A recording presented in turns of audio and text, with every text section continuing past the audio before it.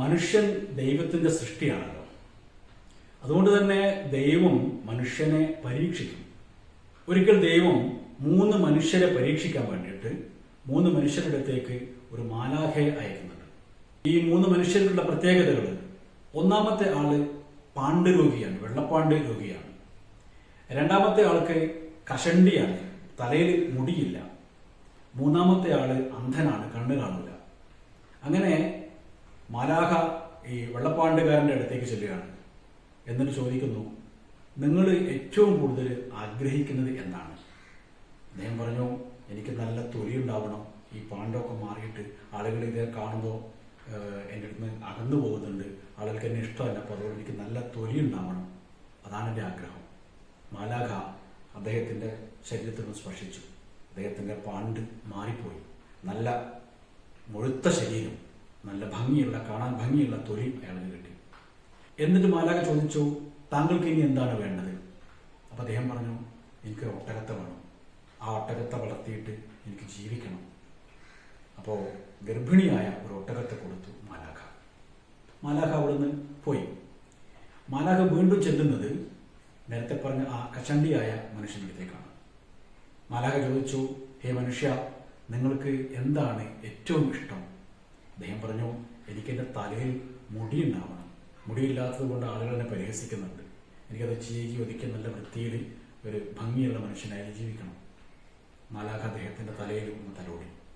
അദ്ദേഹത്തിൻ്റെ തലയിൽ മുടി കിളുത്തു, വളരെ മനോഹരമായ മുടിയുള്ള നല്ല ഒരു മനുഷ്യനായി മാറി. വീണ്ടും മാലാഖ ചോദിച്ചു, താങ്കൾക്ക് ഇനി എന്താണ് വേണ്ടത്? അപ്പം അദ്ദേഹം പറഞ്ഞു, എനിക്കൊരു പശുവിനെ വേണം, ഞാൻ ആ പശുവിനെ വളർത്തിയിട്ട് ജീവിച്ചോളാം. മാലാഖ ഗർഭിണിയായ ഒരു പശുവിനെ കൊടുത്തു അയാൾക്ക്. വീണ്ടും മാലാഖ അവിടുന്ന് ചെന്നിട്ട് അന്ധനായ ആ മനുഷ്യൻ്റെ അടുത്തെത്തി. അദ്ദേഹം ചോദിച്ചു, താങ്കൾക്ക് ഏറ്റവും ഇഷ്ടം എന്താണ്? എന്താണ് ഇപ്പോൾ താങ്കൾക്ക് വേണ്ടത്?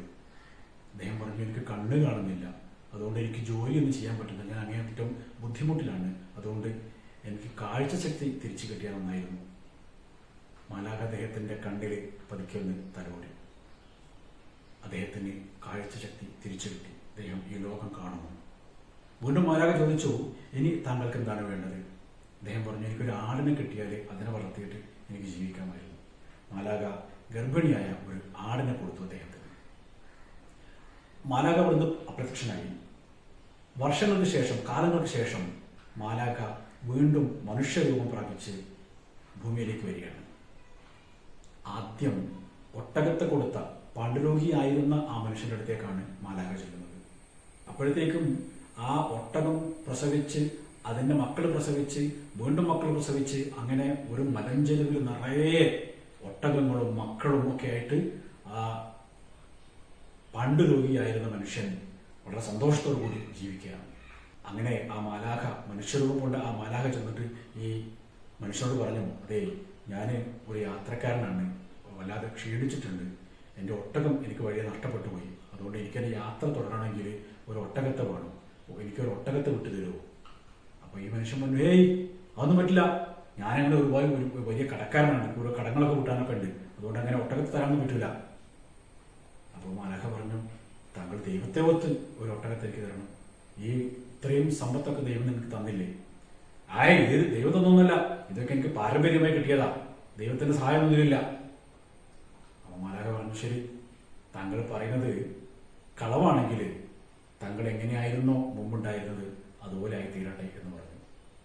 ഉടനെ തന്നെ ആ മനുഷ്യന് പാണ്ഡുരോഗം തിരിച്ചു വന്നു. അദ്ദേഹത്തിന്റെ ഒട്ടകങ്ങളൊക്കെ ചത്തുപോയി.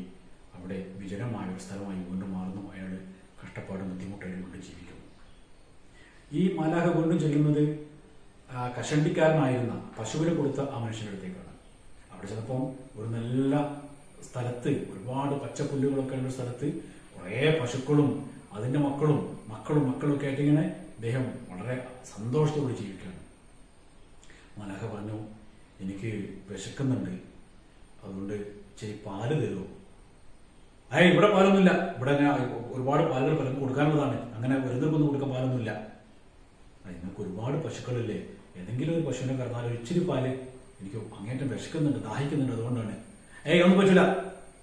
മാലാഖ പറഞ്ഞു, ദൈവത്തെ ഓർത്ത് നിങ്ങൾക്ക് ഇത്രയും സമ്പത്തൊക്കെ തന്നില്ല ദൈവം, അതുകൊണ്ട് ഒന്ന് സഹായിച്ചൂടെ?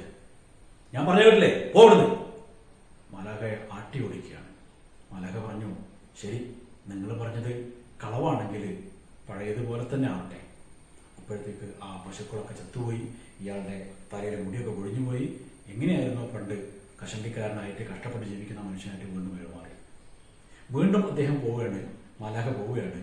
എവിടെ അന്ധനായി നിന്ന ഒരു ആടിന് കൊടുത്ത ഒരു മനുഷ്യനുണ്ടല്ലോ, അവിടെ ചെല്ലുന്നു.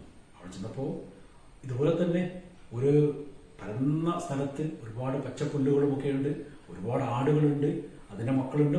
ഇങ്ങനെ വളരെ മനോഹരമായ ഒരു കാഴ്ച. മാലാഖ ചെന്നിട്ട് പറഞ്ഞു, എനിക്ക് വല്ലാതെ വിശക്കുന്നുണ്ട്, എന്തെങ്കിലും ഭക്ഷണം തരണം, പറ്റുമെങ്കിൽ ഒരു ആടിനെ അറുത്തിട്ട് അല്പം മാംസം കഴിക്കാൻ എനിക്ക് ആഗ്രഹമുണ്ട്. ആ മനുഷ്യൻ പറഞ്ഞു, ഇതൊന്നും എൻ്റെതല്ല, ഇതൊക്കെ എനിക്ക് ദൈവം തന്നതാണ്. അതുകൊണ്ട് നിങ്ങൾക്ക് എന്താണോ വേണ്ടത് അത് ഇന്നെടുക്കാം.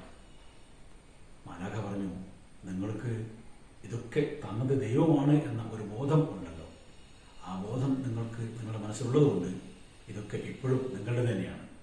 എനിക്ക് തൽക്കാലം ഒന്നും